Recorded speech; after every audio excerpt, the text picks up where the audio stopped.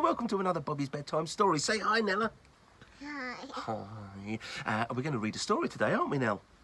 Yeah. What story should we read? This one.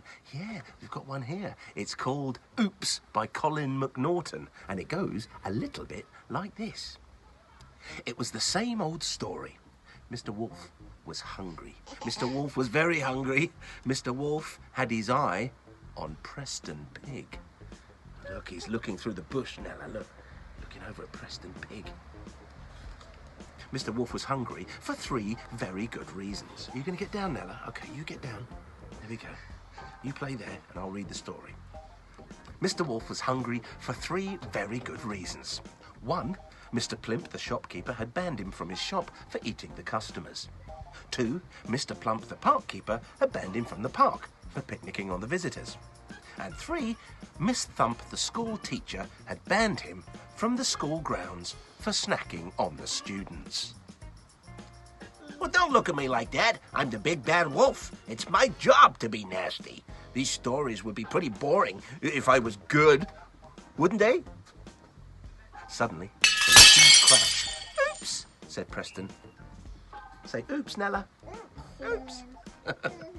You clumsy great pudding, said Preston's mum. Get out from under my feet and take that basket of food to your granny's. She's not well. Yes, mum, said Preston. And tell Granny I'll be over later to chop some wood, said Preston's dad. Yes, Dad, said Preston. And put your coat on, said Preston's mum. Yes, Mum, said Preston. And don't slam the door, said Preston's dad. The chimney pot is loose. Slam. Slam. Went the door. Oops, went Preston. Say oops. Oops. Red Hood, basket of food, Granny's house. That reminds me of a story, but which one? Said Mr. Wolf, just before the chimney pot landed on his head. Mr. Wolf picked himself up and followed Preston. I'll take a shortcut through the woods and get ahead of him, said Mr. Wolf. But Mr. Wolf did not like the woods. Woods were full of nasty, itchy, scratchy, bitey things. Oh, ow, eek, oh, ow, eek, oh, ouch, oh, oh, Oh. I wish I could think of which story that Red Hood reminds me of, said Mr. Wolf, crossly, as he pulled thorns out of his bottom. Ow, ow, oh, ow. I know it isn't the 3 little pigs, said Mr. Wolf, but I do like that story, especially the bit where the wolf eats the 3 little pigs and escapes. Well, that's how my ma used to tell it. I'll huff and I'll puff and I'll blow your house down. Mr. Wolf tried some cunning wolf tricks to catch Preston, but he didn't have much luck. Cunning wolf trick number 1, the old banana skin ploy. Oh, what a silly place to leave a banana skin. Someone might have slipped on it. Cunning wolf trick number 2, the old dig a deep pit dodge. Oh, Oh, what a pretty butterfly.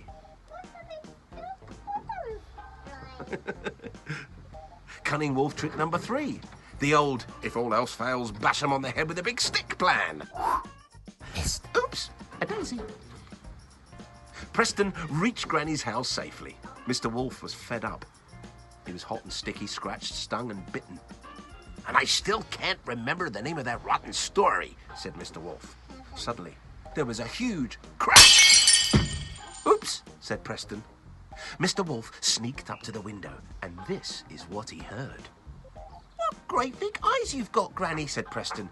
All the better to see you smash me teapot, said Granny. What big ears you've got, Granny, said Preston. All the better to hear you smash me cups, said Granny.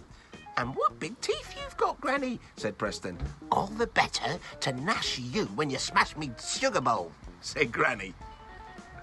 Hey, cried Mr. Wolf, those are my lines. I remember that story now. It's Little Red Riding Hood.